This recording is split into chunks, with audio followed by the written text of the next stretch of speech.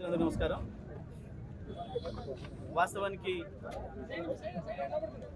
మొన్న క్యాబినెట్ అంతా కూర్చొని హడావుడి చేసి ఒక ఆయన ఇంగ్లీష్లో, ఒక ఆయన తెలుగులో, ఒక ఆయన ఏదో భాషలో మాట్లాడిన చేసిన ఆరోపణల పర్వం ఏదైతే ఉందో అది మొత్తం కూడా కాళేశ్వరం కమిషన్ రిపోర్ట్ కాదు, కాకరకాయ పోర్టు కాదు, కొత్తిమీర కట్ట కూడా కాదు. అది కేవలం కాంగ్రెస్ బీజేపీల ఆరోపణల చిట్ట. అది కేవలం కాంగ్రెస్ బీజేపీల ఆరోపణల చిట్ట తప్ప అది కమిషన్ నివేదిక కాదు. కమిషన్ నివేదికను బయటపెట్టకుండా దాంట్లో అని చెప్పి వీళ్ళు సొంతంగా రాసి తయారు చేసింది వడ్డించింది తప్ప అది ఇంకొకటి కాదు. ఎట్టి పరిస్థితులలో కూడా కాళేశ్వరం కట్టింది టీఆర్ఎస్ఏ, అందులో సందేహం లేదు. కాళేశ్వరంతోనే తెలంగాణ సస్యశ్యామలమైంది, అందులో సందేహం లేదు.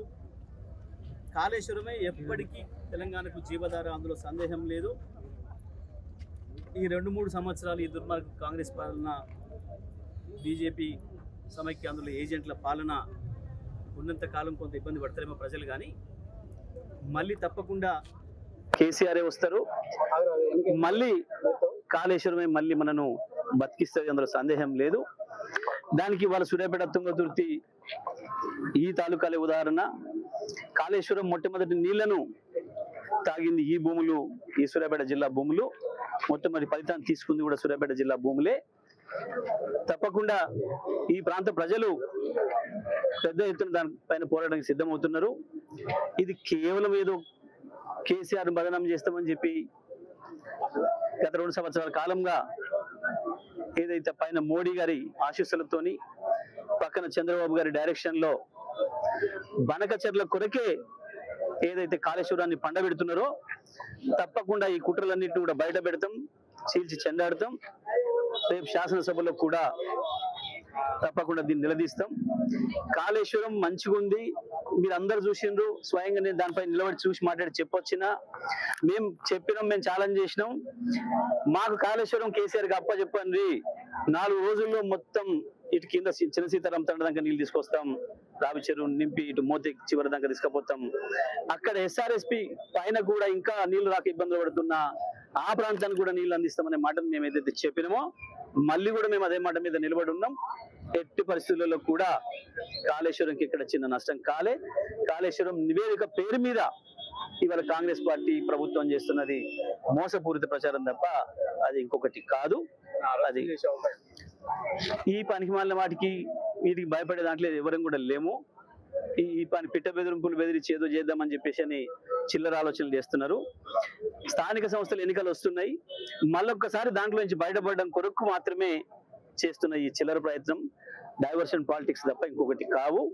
కేసీఆర్ గారిని బదనం చేయాలి, కుట్ర చేసి రకరకాల నిందలేయాలి, ఈ ప్రచారాన్ని రోజు పేపర్లలో రాయించుకోవాలి, దాంతో తెలంగాణ ప్రజల్ని మళ్ళొకసారి మోసం చేయాలనే ప్రయత్నంలో భాగంగా చేస్తున్న చిల్లర చేస్తే తప్ప ఇది ఇంకోటి కాదు. అది కాళేశ్వరం నివేదిక కానే కాదు, అది అందులో సందేహం ఏమీ లేదు. ఎన్నికల్లో పోతే బీసీ రిజర్వేషన్ల విషయంలో కాంగ్రెస్ పార్టీ ఇప్పటికీ కూడా మోసం చేసే ప్రయత్నంలోనే ఉంది.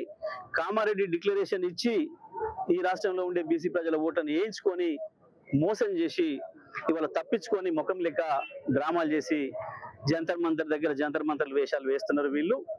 ఇవన్నీ కూడా ప్రజల్ని మోసం చేసే ప్రక్రియ తప్ప ఇంకొకటి కాదు. 420 హామీలు ఇచ్చి అన్ని రకాల మోసం చేశారు ప్రజల్ని. నిరుద్యోగ యువతని మోసం చేశారు ఉద్యోగాల విషయంలో. విద్యార్థుల్ని 5 లక్షలు ఇస్తామని స్కూటీలు ఇస్తామని మోసం చేశారు. 2,500 ఇస్తామని మహిళల్ని మోసం చేశారు. 2 లక్షల రుణమాఫీని రైతుల్ని మోసం చేశారు. నెలకి 2,500 ఇస్తామని మహిళల్ని మోసం చేశారు.